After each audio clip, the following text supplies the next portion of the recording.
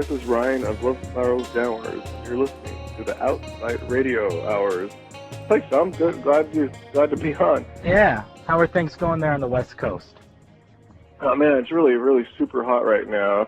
It's hot. I'm in Los Angeles. I just saw the Weather Channel, and like the whole West Coast is hot. Even places that shouldn't be hot, like Portland, Oregon. And I'm in Detroit, and it's damn hot here as well. Isn't it really humid in the Detroit summers, I heard? Yeah, they're really humid. It's only in the 80s right now, but you can barely breathe outside because of the humidity. And it's going to be like that until September? Yeah, it's pretty constant from like mid-June, and it sort of builds to a sticky climax for the whole month of August. Popular time to vacation away from the state, and then it drops off rapidly into a deep freeze, usually by Thanksgiving. Sounds like Chicago when I've been out there. They tell me they get like a week of good weather each like spring and fall, and it's always miserably hot or cold. Yeah, we get all their weather when they're done with it. Oh, it goes your way. Yeah, that makes sense, yeah. But you get to travel a lot with the band, I understand, doing some tours and stuff. Isn't there a new release you're supporting now?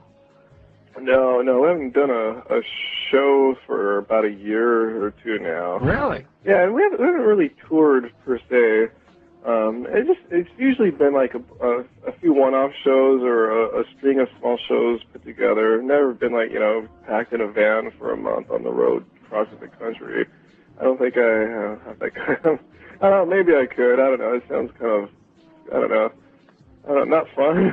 I like the music part. I like seeing things, but I don't know, just traveling too much can get kind of weary, and I'll probably start beating up everyone, all my friends I'm traveling with. So is that by design then? Yeah, pretty much so. And maybe I should someday just do it to say I've done it.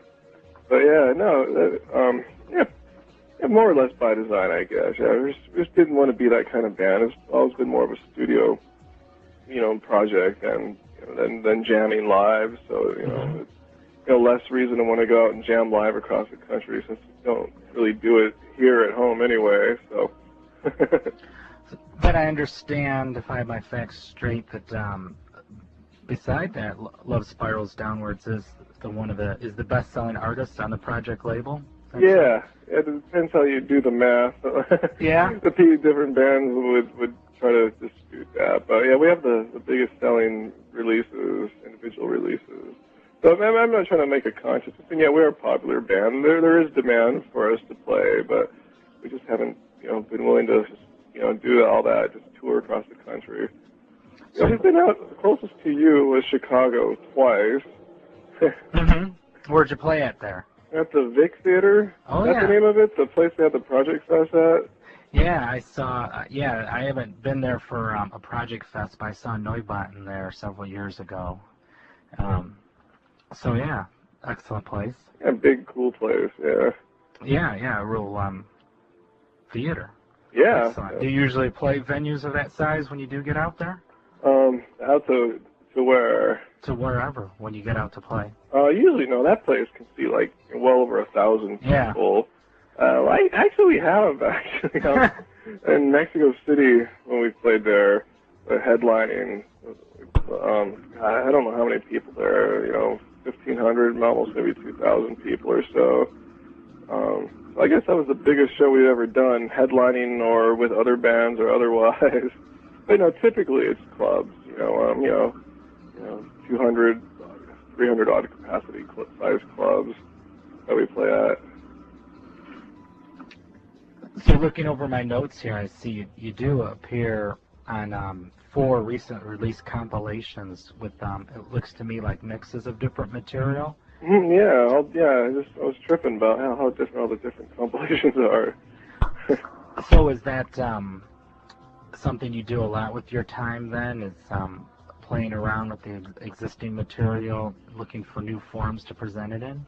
No, actually, these are all, I didn't pursue any of these. They just came through, and I thought the ideas sounded interesting, so I gave them tracks. Yeah, I don't believe. Only one of the tracks is sort of new, so to speak. It was a remix of Clairvoyant, a band. They came out with a comp of remixes of their tracks, so that's the only thing I actually made new. Everything else were tracks I already had. Like Project came out with their 100th release, so they want to do something sort of special to, like, nostalgic. And that is songs from the earlier days of Project releases. So we gave them a song from our first album, no extra work. Right. And then what's the other one? The one with Kaikian. Oh yeah, I'm getting them mixed up. But yeah, they've all, yeah. Actually, yeah. I'm getting them mixed up. But yeah. There's Clairvoyant on a session. Mm-hmm. And Heartbeats on Mascara, German comp. And and the other Project comp, Darkwave. That's true. Yeah, there's the Project Darkwave one, and that's one where they took a song from our first album. And the Project 100, which I was just talking about, and messed up. Which song we picked? Yeah, we gave them a song that was a hard to find song. It was a song from our second album, Ardor, and it's a mix that was not on the album. It was on another compilation that we gave the track to, called 50 Years of Sunshine, Silent Records. They're an electronic ambient label. I don't think they're around anymore. And we gave them that different mix. So we gave Project that same different mix for this release of theirs. That's what Project was trying to do. They were trying to get like unreleased or rare mixes to put together on this Project 100 release. And I understand also that you spend time in some of the clubs there spinning atmospheric dance music. Yeah, I do that from time to time. So I was DJing more earlier this year. Yeah, I've been taking a little break just from DJing for a little while now. Yeah, I think it's been a month or so. I guess that's not too big of a break. Uh-huh. I DJ atmospheric dance music. I guess a good way to put it.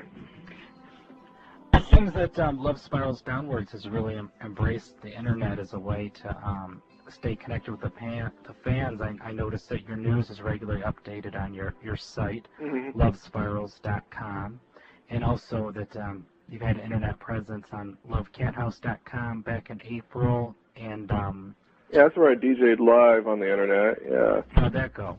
That was cool. Yeah, I had people watching. They told me that they were getting good reception, both video and audio of it, and yeah, I had a great time doing that. Actually, it's weird. This weird little house, I guess, this weird little studio apartment kind of thing where they broadcast it out of. No one lives in it. Just a studio they rent out just for their show. Uh-huh. And I guess it stays vacant for the rest of the week. And it was funky. All these weird people come over and hang out and watch it. But yeah, it was a fun little party. Yeah, the internet is fantastic. You have to, have not a full brain to be an artist. Doing music and not take advantage of the internet in some way to expand your presence, to keep in touch with fans. Yeah, you mentioned the ways that we do. We put news up on it regularly, and also too, I'm in the process of getting more audio up on there too. Right now, I have stuff from all our albums, and in the process of putting more and better quality stuff up too. So there's all sorts of stuff on there. Plus, there's a guest book too. You can leave comments or read comments from people all over the world, basically, that have written to us on that.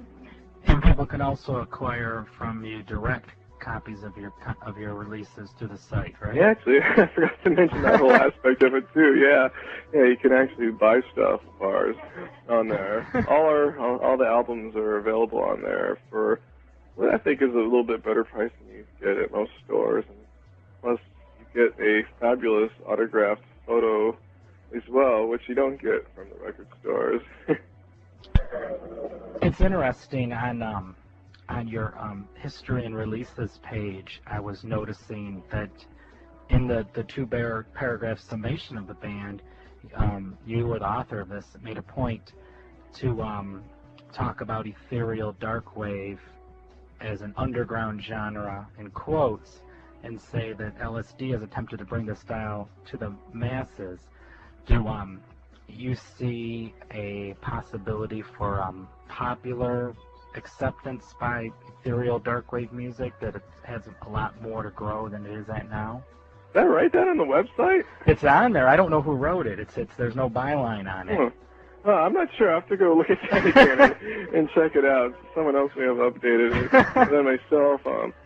Yeah, because I don't consider ourselves an ethereal dark wave band. That's why I'm going, that's weird. I was wondering if you were paraphrasing, but it's really up there. I believe, I'll take your words on it, that it's up there, but... Well, it says, Love Spirals Downwards are undeniably a groundbreaking band of the ethereal genre. Okay, so, ethereal can't deny genre. it. I'll buy that one. Okay. Okay, so you, okay. But what I was bringing together is that project put you on their dark wave compilation. Yeah, just because Project pretty much, they consider themselves a label of dark wave music, even though the bands on there, such as ourselves, don't necessarily consider what we're doing to have anything to do with dark wave. I don't even know what dark wave is. So. Well, that was going to be my next question. From what I remember, how it came into being, Sam just needed a word. This is years back, right? When Project didn't have the distribution that it has now, which is pretty good, going through major labels.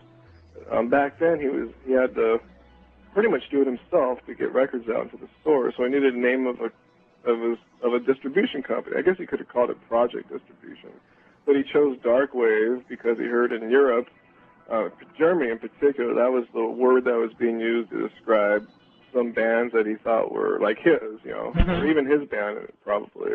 So that's where the name came from, and somehow or another, the word kind of stuck.